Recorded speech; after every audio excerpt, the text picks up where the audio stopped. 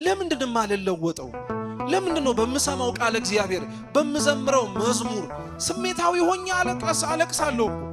ቃሉ ነዶኝ እኮ ውስጤ ከዚች በኋላችን ነገር አላረግም ብዬ እምላለሁ፣ ገዘታለሁ፣ ደሞ መልሼ እዛው ገኝበታለሁ።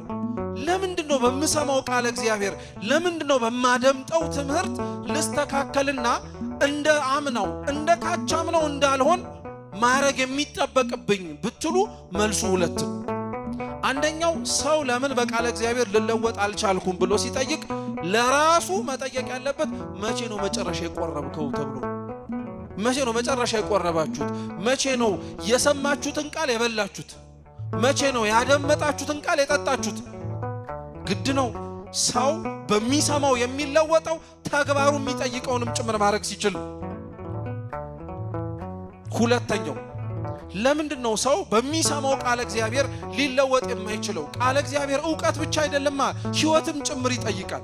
ትዝ ይላችኋል የማቴዎስ ወንጌል ምዕራፍ 18 ላይ አንድ ባለጸጋ ወደ ክርስቶስ ቀርቦ የዘላለም ሕይወትን እንዲወርስ ምን ማድረግ እንደሚጠበቅበት ጠየቀው እና ክርስቶስ ትእዛዛቱን ጠብቃሉ።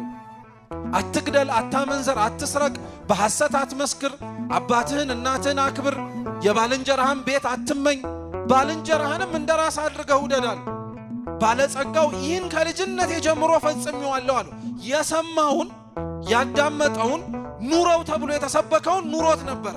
ዛሬ ከኛ መካከል ይሄ ሁሉ መምህራን እየተለዋወጠ ይሄ ሁሉ ዘማሪያን እየመጣ እየተሰበክን ምኑ በሰማነው የተለወጥነው ነገር ይኖር ይሆን? ምኑ ባደመጥነው የተስተካከለ ነገር የመጣልን ይሆን? አብዛኞቻችን ባይባልም ክርስቲያኖች ለተወሰንን ሰዎች ቃል እግዚአብሔር የዕውቀት ጉዳይ ብቻ ሆኖብናል። በቃ ያላወቅነውን ለማወቅ አዲስ ምስጢርን ሰምተን እንዲህ እኮ ያውቃል እንዲህ እኮ ተረድተዋል ለመባል ብቻ የምንመላለስ ነን። እና ክርስቶስ ምን አለው? ይህንን ከልጅነት ጀምሮ አድርጌዋለሁ ሲለው አሁን መንግሥተ ሰማያት መግባት ትችላለህ አላለውም።